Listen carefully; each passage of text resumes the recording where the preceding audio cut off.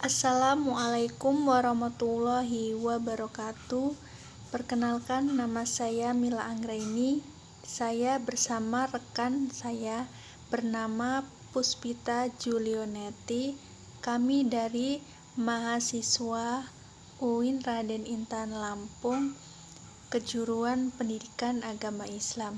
Di sini kami akan mempresentasikan makalah kami yang berjudul Penilaian Media Pembelajaran, yang dokter pengampunya adalah Dr. Haja Rita Linda MAG. Baiklah, saya akan membacakan materi yang pertama mengenai penilaian media pembelajaran. Di sini saya akan membacakan pengertian penilaian media pembelajaran. Penilaian adalah proses sistematis meliputi pengumpulan informasi, angka atau deskripsi verbal, analisis, dan interpretasi untuk mengambil keputusan. Sedangkan penilaian adalah proses pengumpulan dan pengelolaan informasi untuk menentukan pencapaian hasil belajar peserta didik. Untuk itu diperlukan data sebagai informasi yang diandalkan sebagai dasar pengambilan keputusan berhubungan dengan sudah atau belum berhasilnya peserta didik dalam mencapai kompetensi.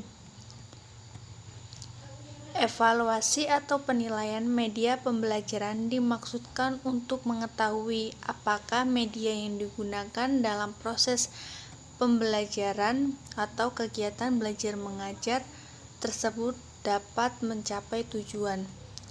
Di samping itu juga penilaian dimaksudkan untuk perbaikan atau pergantian bila ternyata proses yang diterapkan dalam proses belajar mengajar tidak dapat mencapai tujuan.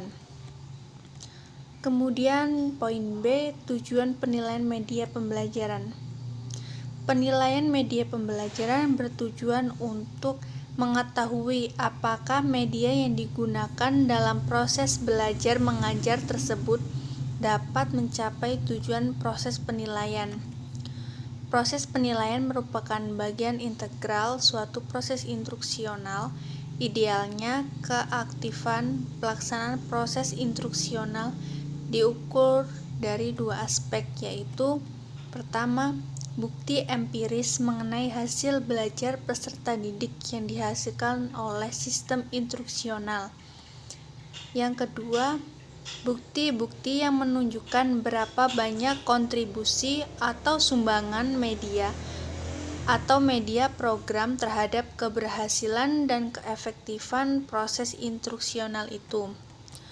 Tujuan evaluasi media pembelajaran antara lain yang A, menentukan apakah media pembelajaran itu efektif ketika digunakan dalam proses belajar mengajar.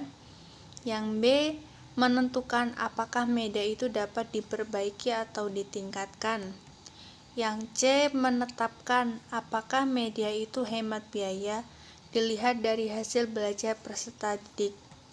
Yang D, memilih media pembelajaran yang sesuai untuk dipergunakan dalam proses pembelajaran. Yang E, menentukan apakah isi pelajaran sudah tepat untuk disajikan dengan media itu. Yang F, mengetahui apakah media itu benar-benar memberi sumbangan terhadap hasil belajar seperti yang dinyatakan. Yang G, mengetahui sikap peserta didik terhadap media pembelajaran. Baik, itu saja yang dapat saya sampaikan.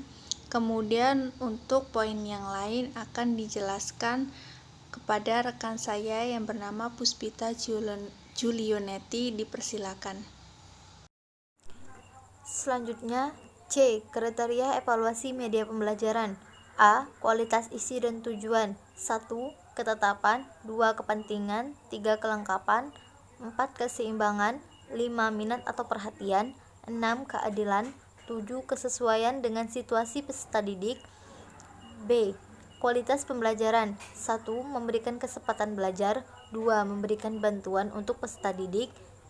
3. Kualitas memotivasi. 4. Fleksibilitas pembelajarannya. 5. Kualitas tes dan penilaiannya. 6. Dapat memberikan dampak bagi peserta didik. 7. Dapat membawa dampak bagi guru dan pembelajarannya. C. Kualitas teknik. 1. Keterbacaan. 2. Mudah digunakan. 3. Kualitas tampilan atau tayangan. 4. Kualitas penanganan jawaban. 5. Kualitas pengolahan programnya. 6. Kualitas pendokumentasinya. D. Prosedur pengevaluasian media pembelajaran. Ada dua. Yang pertama, evaluasi formatif. Evaluasi formatif adalah proses yang dimaksud untuk mengumpulkan data tentang efektivitas dan efisiensi media untuk mencapai tujuan ditetapkan. Yang kedua, evaluasi sumatif. Evaluasi sumatif adalah suatu proses pengumpulan data untuk menentukan apakah media yang dibuat patut digunakan dalam situasi-situasi tertentu. Cara pengevaluasian media pembelajaran formatif terdiri dari 3 tahapan, yaitu 1. Evaluasi 1-1. Dalam tahap ini, pilihlah 2 orang peserta didik yang dapat mewakili populasi target dari media yang telah dibuat.